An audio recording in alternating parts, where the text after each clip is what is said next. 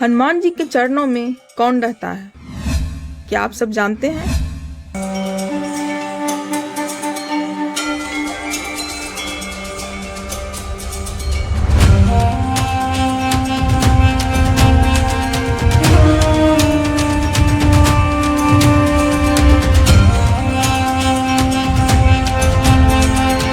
हनुमान जी से जुड़े हुए बहुत सारे रहस्य हैं जो कि अभी भी पहेली बने हुए हैं। उन्हीं में से एक रहस्य है कि हनुमान जी के चरणों में कौन रहता है। इस कहानी को जानने के लिए हमें चलना पड़ेगा वक्त के पीछे। तो चलते हैं, लेकिन उससे पहले इस चैनल को सब्सक्राइब नहीं किया है तो प्लीज़ सब्सक्राइब कर लें, बेल आइकन भी दबाएं और हाँ, कमेंट तो ज़रूर करें और जय श्री राम अवश्य लिखें। तो चलते हैं सीधा कहानी की तरफ। पौराणिक कथा के अनुसार जब महादेव ने शनिदेव को कर्मदाता के रूप में नियुक्त किया था, तब वो बहुत ही अच्छे तरीके से अपना कर्म निभा रहे थे। लेकिन धीरे धीरे शनिदेव को अपनी शक्तियों पर घमंड होने लगा। वो पृथ्वीवासियों को परेशान करने लगे, अनावश्यक दंड देने लगे।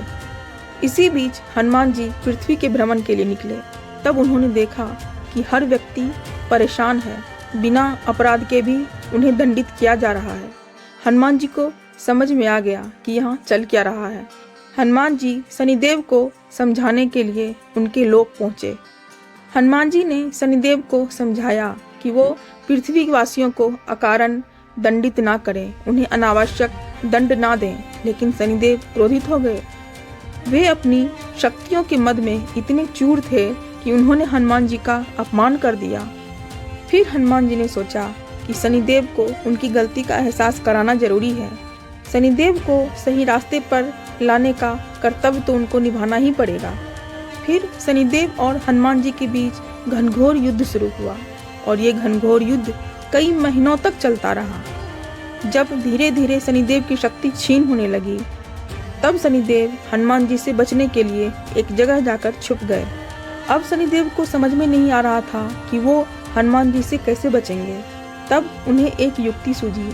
उन्होंने सोचा कि हनुमान जी तो बाल ब्रह्मचारी हैं, ये स्त्री पर कभी भी हाथ नहीं उठाएंगे या अपने बल का प्रयोग नहीं करेंगे।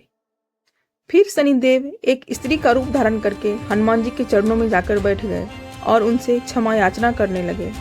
तभी से कहा जाता है कि हनुमान जी के चरणों में शनिदेव है।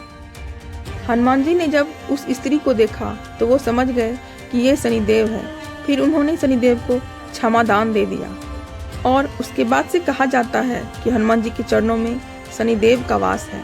इसीलिए कहा गया है कि जो भी हनुमान जी की पूजा अर्चना करते हैं, शनिदेव उन पर क्रोधित नहीं होते।